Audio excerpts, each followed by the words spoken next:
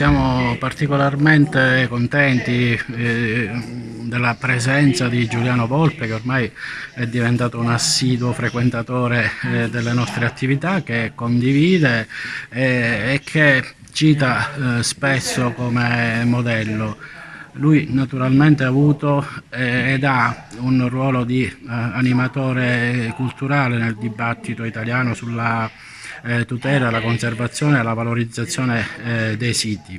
Conoscere il suo punto di vista anche sull'archeologia connessa ai valori del paesaggio, per noi che siamo un parco archeologico e paesaggistico, è assolutamente utile e sicuramente foriero di nuove suggestioni e di nuove tappe da eventualmente percorrere. L'archeologia si occupa di paesaggi stratificati. E in Italia tutti i paesaggi sono stratificati perché nascono dall'azione millenaria delle varie società che si sono succedute in un territorio in rapporto con l'ambiente.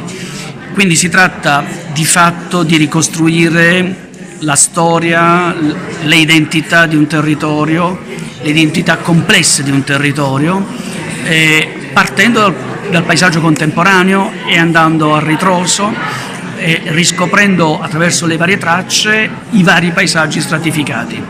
Tutto questo è fondamentale come elemento di conoscenza, non soltanto per noi che facciamo di mestiere gli archeologi, gli storici, quindi non è soltanto un problema di conoscenza storica, ma tutto questo è fondamentale per una migliore pianificazione e per una migliore programmazione delle trasformazioni del paesaggio contemporaneo.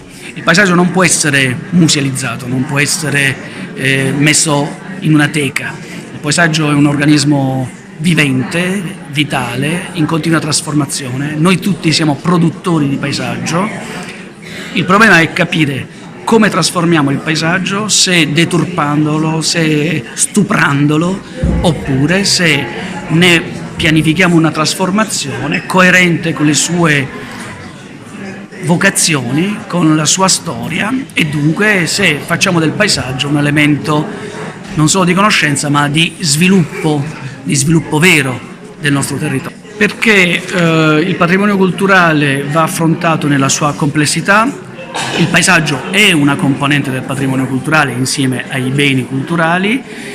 Non possiamo disgiungere nella filiera complessa la formazione e dunque la ricerca, la tutela, la valorizzazione, la comunicazione, la gestione. Sono componenti di una filiera unica che deve vedere il pubblico inteso come istituzioni pubbliche coinvolte nel coordinare questa filiera, e poi tanti soggetti, ma soprattutto i cittadini, le comunità locali, che devono essere messe nelle condizioni di poter partecipare alle decisioni, innanzitutto conoscendo, e quindi l'elemento fondamentale è la conoscenza. Senza conoscenza è impossibile ovviamente anche tutelare e valorizzare il patrimonio culturale.